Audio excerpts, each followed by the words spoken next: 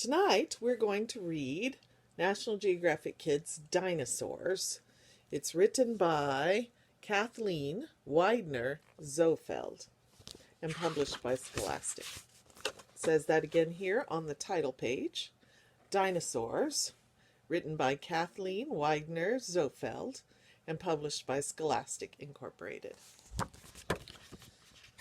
So this book is a nonfiction book, and you may not know this, but Miss Eisen loves nonfiction books. One of the things that I love are all the text features in a nonfiction book, and this is the first one I'm going to show you. Actually, the first one would have been the title page, but we're also going to talk about the table of contents.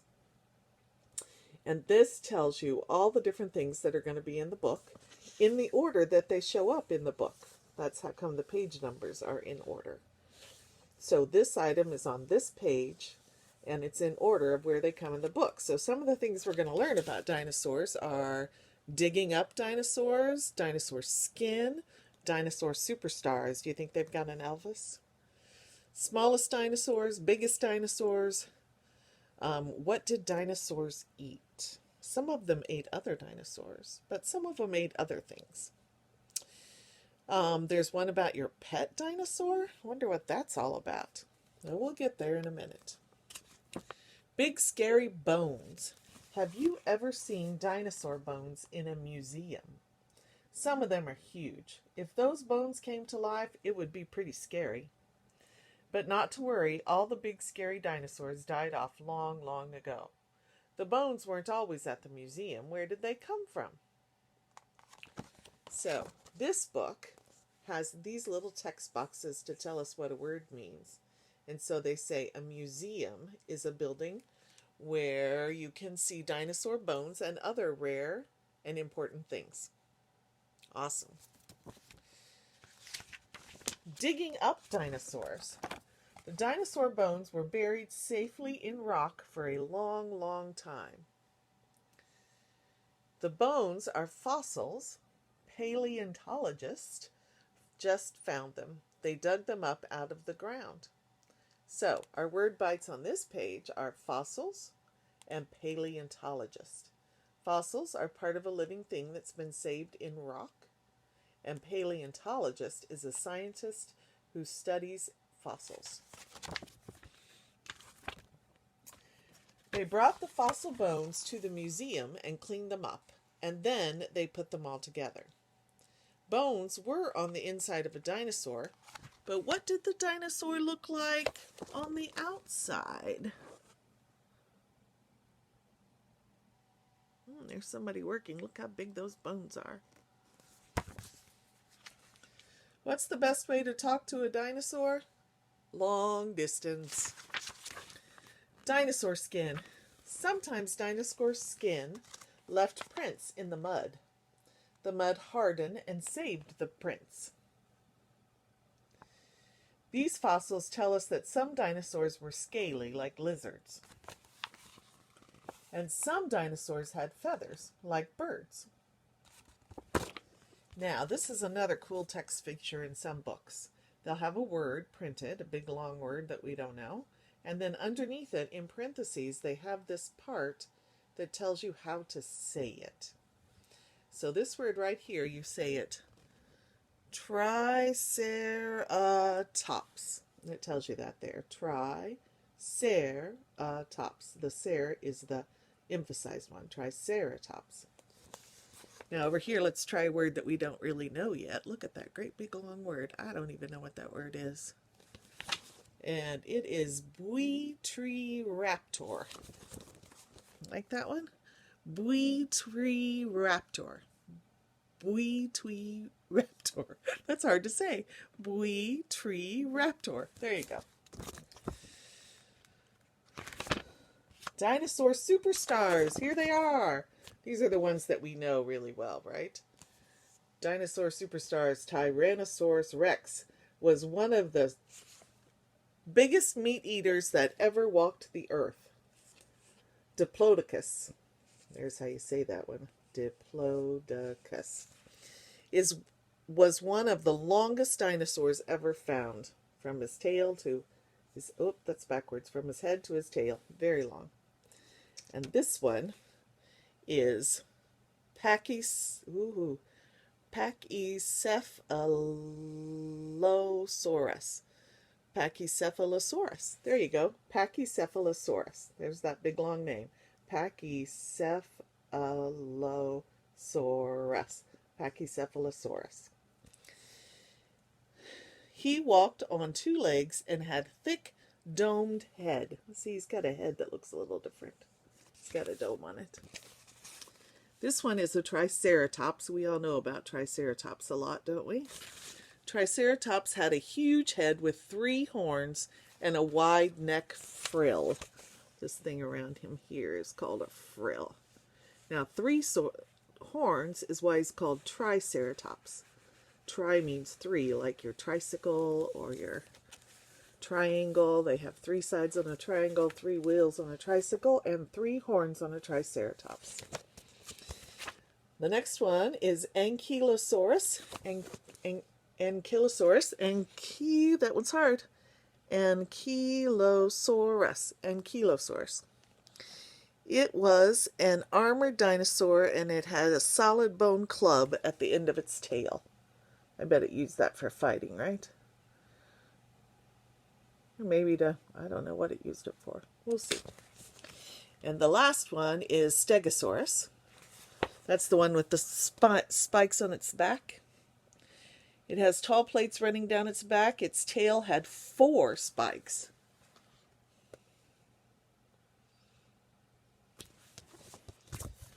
All right, the smallest dinosaurs.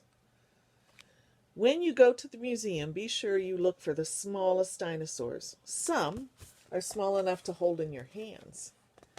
Many small dinosaurs had feathers. So they're showing this little one here, how little it was. A Microraptor, and there's like a person. And this one, oh my. Oh, it's the Microraptor. Microraptor. There it is, Microraptor. It was little. Biggest dinosaurs. Those are cool. The biggest dinosaurs were the long-necked sauropods. You can't miss them. Sauropods, like Argentinosaurus, are the biggest land animals that ever lived. So they show us a picture of Argentinosaurus. And then they compare him to you. Look how huge that dinosaur is. I want to show you this about where they tell you how to say the word sauropods. So when you're reading this and you say the biggest dinosaurs were the long-necked sauropods, you don't say it again, sauropods. That's just there for you as the reader to know how to say it when you say it here. Okay? Walking on tiptoes. Big or small, scaly or feathery, all dinosaurs walked on their toes. And all dinosaurs had curvy S-shaped necks. So it shows you how there's your ankle and there's their toes. They kind of walked on their toes. And this one is an Edmontosaurus. It shows their kind of S-shaped curvy head and neck. Oh, there's a joke there again. How do you know when there's a dinosaur under your bed? Your nose hits the ceiling. Unless it was one of those little bitty ones. What did dinosaurs eat? A dinosaur's teeth tells us what it ate. Brachiosaurus and Diplodocus were plant eaters. They had dozens of chisel-like teeth. Their teeth were good for snipping through tough branches. There's a fossil of Diplodocus. And this is a Brachiosaurus there, eating leaves. Oh, look. This one's called a Deinonychus. Deinonychus, right there. These crazy ones there. Other dinosaurs were meat eaters. They ate other animals. Deinonychus had teeth as sharp as steak knives. They were perfect for slicing meat. What do you call a dinosaur that crashes its car? A Tyrannosaurus Rex? funny. Like a wreck. This is a picture of a tooth of a Tyrannosaurus Rex. Somebody holding it so you can see how big it was. Dinosaur moms and babies. All dinosaurs, even the scariest meat eaters, laid eggs and had babies. Some of them, such as an oviraptor, guarded their nest and kept their eggs warm. When the babies hatched, the parents looked after them until they were big enough to live on their own.